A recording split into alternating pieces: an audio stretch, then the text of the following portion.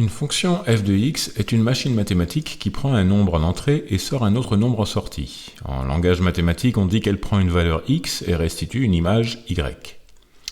Il est important de noter qu'une fonction n'est pas directement similaire à une équation. En effet, une équation donne un résultat y pour une variable x, et une fonction donne un ensemble d'images pour un ensemble de variables. C'est une subtilité qu'il est important de garder en tête afin d'opérer la transition de fonction à équation sans perdre le fil. Si l'ensemble de variables peut être infini, on précisera souvent sur quel intervalle f de x est défini. On écrira alors f de x où x appartient à l'intervalle entre xi et xf. Le symbole qui ressemble à un E veut dire appartient et les crochets indiquent un intervalle entre une valeur de x initiale et une valeur x finale. Traduit en français, la fonction est définie pour des valeurs appartenant à un intervalle. On notera qu'on appelle f parenthèse x fermez la parenthèse f de x, c'est-à-dire fonction f de la variable x. Nous étudierons 5 fonctions simples qui sont toutes écrites de la même manière. f de x est égal à ax puissance n plus b.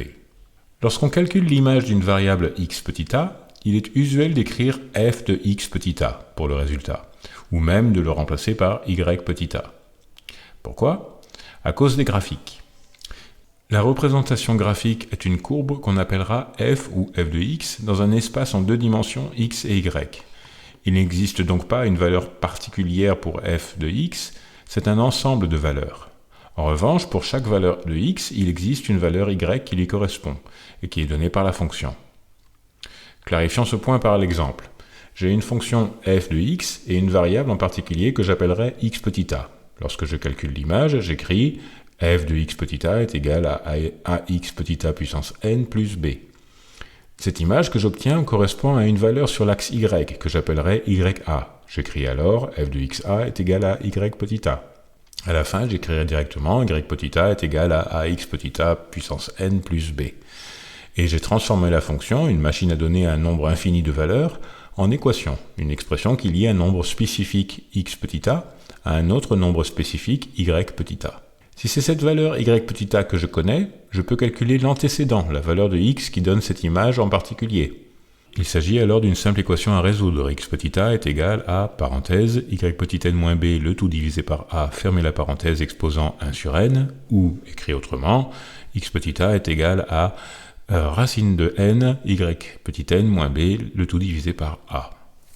Allons-y pour les fonctions simples. Fonction affine, de la forme f de x est égal à ax plus b. Une fonction affine ressemble à une ligne droite. On notera que l'ordonnée à l'origine, c'est-à-dire f de 0, est égale à b, et que si a est inférieur à 0, la courbe est décroissante, et que si a est supérieur à 0, la courbe est croissante. Fonction carrée, f de x est égal à x carré plus b. Une fonction carrée ressemble à une parabole.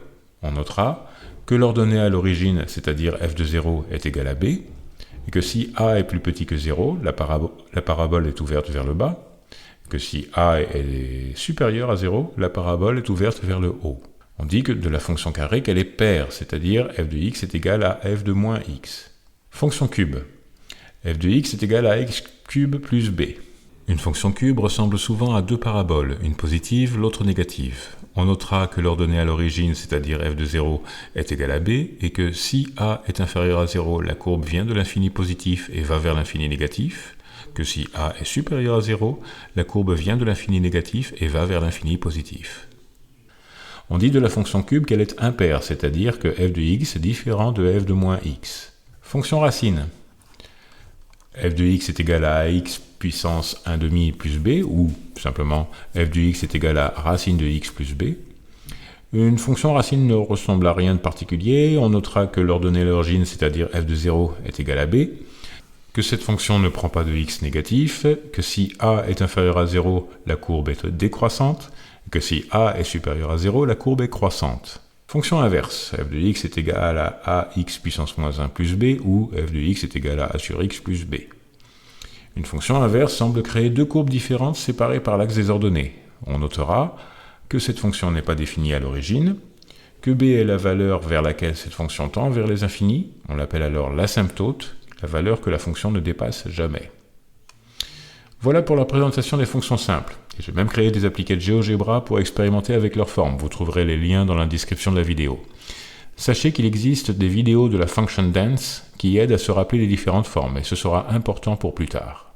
Maintenant, on a appris à utiliser une fonction, mais peut-on trouver une fonction comme on trouve une inconnue ?